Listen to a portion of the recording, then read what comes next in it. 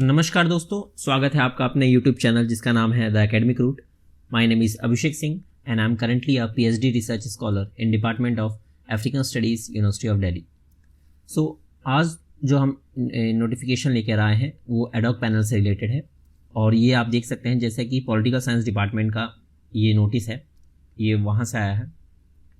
17/9 को ये जो नोटिफिकेशन है वो रिलीज़ हुआ है। सो ये जो भी लोग पॉलिटिकल साइंस में गेस्ट फैकल्टी के लिए अप्लाई करना चाहते हैं या जो भी अपना इसमें आगे का प्रोस्पेक्ट देखना चाहते हैं गेस्ट फैकल्टी से रिलेटेड, वो उनके लिए ये काफ़ी एक इम्पॉर्टेंट वीडियो हो सकती है। सो पहले आपको बता दूं कि मैं एडॉक पैनल क्या होता है, जैसा कि काफ़ी लोगों को पता होगा, काफ़ी लोगों को नहीं पता होगा। So ad hoc panel is basically system in department of Delhi university, जहाँ आप जिस भी डिपार्टमेंट में गेस्ट फैकल्टी के लिए अप्लाई करना चाहते हैं वहाँ के आपको एडॉक पैनल में रजिस्ट्रेशन आपका मैंडेटरी है। उस रजिस्ट्रेशन के बिना आप कहीं भी गेस्ट फैकल्टी का इंटरव्यू के लिए या जो भी आपकी वैकेंसी निकलती है उसके लिए अप्लाई नहीं कर सकते हैं। सो इसमें रजिस्ट्रेशन आपका मैंडेटरी है। ये साल में 2 बार निकलता है, एक आपका अप्रैल के आसपास निकलता है और एक आपका सितंबर में निकलता है। ये डेट्स थोड़े बहुत वेरी भी करते हैं, कभी कभी इसमें चेंजेस भी आते हैं। सो ये पॉलिटिकल साइंस डिपार्टमेंट से है और एडॉक पैनल नोटिस जैसे कि आपको देख सकते हैं सितंबर, and it will be valid for 2025 and 26 academic year.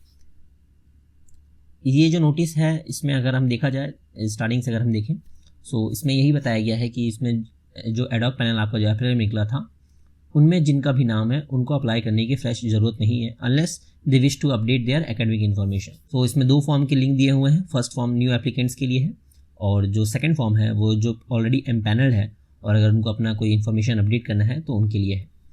इसकी लास्ट डेट है 17 अक्टूबर। सो आपके पास अभी करंटली 1 मंथ का टाइम है, इसके अंदर आपको इसमें ये सबमिट कर देना है ये फॉर्म। इसके अगर हम सेकंड पेज में आते हैं सो यहाँ पे आपका गूगल फॉर्म एक के ज़रिए फिल करना है। तो इसका जो थर्ड पॉइंट है जैसे कि अपलोडिंग पासपोर्ट साइज फ़ोटो। सो आपको यहाँ पे फ़ोटो अपलोड करनी है इन JPEG and JPG format. The photo must be in this format and it must be less than 1 MB size, यानी कि जो भी आपका फ़ोटो होगा वो 1 MB से कम का होना चाहिए। The photo must be renamed as your first name and your last name photo. So अगर आपका नाम मान लीजिए for example my name is Abhishek, so Abhishek _ Singh and then photo.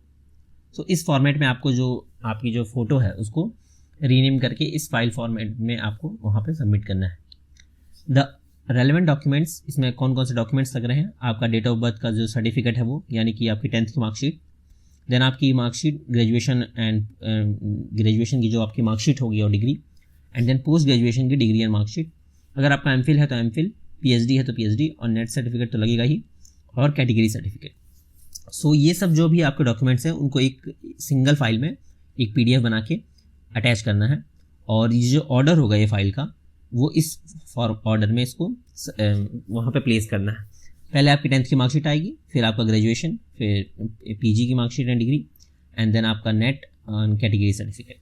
और ये जो आपका डॉक्यूमेंट्स का जो फाइल होगा उसको भी उसी फोटो की तरह ही रीनेम करना है, your first name, your last name and last में documents. For form 2 only update those document that indicate justify और चेंज, यानी कि फॉर्म 2 में सिर्फ वही इनको अपलोड करना है, उनको पूरा ये सब डॉक्यूमेंट्स वगैरह अपलोड करने की जरूरत नहीं है। उनको सिर्फ जो भी अपना अपडेट करवाना है, जो भी अपना वो इन्फॉर्मेशन अपडेट करवाना चाहते हैं वो इसमें उनको सिर्फ डालना है। The candidate must ensure that all details, यानी कि इसमें जो भी आपके ऑनलाइन फॉर्म आप जो भी फिल करेंगे या जो भी आप जो डॉक्यूमेंट्स वहाँ पे अटैच करेंगे उसमें आपका जो भी इन्फॉर्मेशन है वो क्लियरली विजिबल होना चाहिए।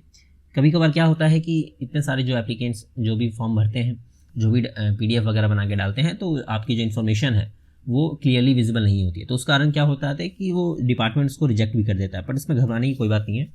आप एक नॉर्मल सा वो आपको टाइम भी देते हैं, उसके अंदर आप उनको मेल कर सकते हैं, अपनी क्वेरी बता सकते हैं और फिर आप वापस से अगर रीअप्लाई करेंगे तो वो अप्रूव हो जाता है बेसिकली। सो इसमें कोई डरने की बात नहीं है। बस तो यही ये जो आपका 2 पेज का नोटिफिकेशन था इसके अंदर दिया हुआ है। अगर हम लिंक को खोलें, अपने लिंक आपको मैं ओपन करके दिखा दे रहा हूँ, लिंक फॉर फॉर्म 1। इसमें क्या है, जो फ्रेश एप्लीकेंट्स हैं उनके लिए है। सो ये फॉर्म काफ़ी ईजी है, इसमें ऐसा कुछ कॉम्प्लिकेटेड नहीं है। नेम आपका डालना है, फिर email address, then we have mother and father husband's name, date of birth, फिर आपकी जो कैटेगरी रहेगी वो, फिर आपका address of correspondence for correspondence, यानी कि जो आप दिल्ली में जहाँ भी रह रहे हैं जो भी आपका कॉरस्पॉन्डेंस का एड्रेस है वो, देन मोबाइल नंबर, फिर आपका bachelors degree, year of passing, aggregate mark in percentage, यानी कि जिसका भी अगर CGPA में आया है मार्क्स वगैरह, उसको आप CGPA को आप परसेंटेज में कन्वर्ट करके आप वहाँ पे एग्रीगेट मार्क्स लिखेंगे। फिर वही masters and year of passing same, then MPhil है तो MPhil, PhD है तो PhD, और उसके बाद आप UGC NET qualified, then subject, और ये करके आप नेक्स्ट कर देंगे। उसके बाद ये जो डॉक्यूमेंट्स है वो अपलोड करने के लिए आपको वहाँ मिल जाएगा, तो आप वहाँ से इसको फिर अपलोड कर सकते हैं नेक्स्ट पेज पे। और बाकी हम सेकंड फॉर्म की बात करें तो सेकंड फॉर्म में भी वही है कि आपको जो भी आपकी जो पैनल पहले जिसमें आपका नाम था वहाँ पे आपको उसमें कैटेगरी लिखनी है, देन आपका पेज नंबर जिस पेज पे है, और जो भी आप अपडेट करवाना चाहते हैं वो यहाँ पे फाइल लगानी है आपको। मान लीजिए आपको अगर आपका PhD आपका कंप्लीट हुआ है तो आप PhD की यहाँ पे डॉक्यूमेंट्स लगा सकते हैं, और आपका recent passport size photograph, and then agree करके आप यहाँ पे इसको सबमिट कर सकते हैं। सो ये जो नोटिफिकेशन है वो डिपार्टमेंट ऑफ पॉलिटिकल साइंस का है, जैसे मैंने आपको बताया।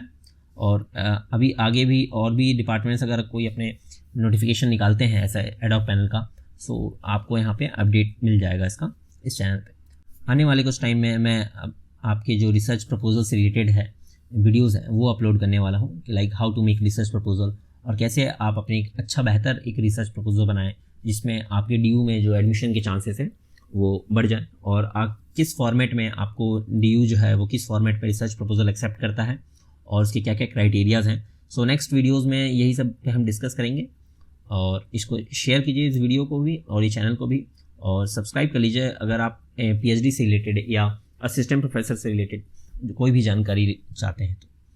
धन्यवाद।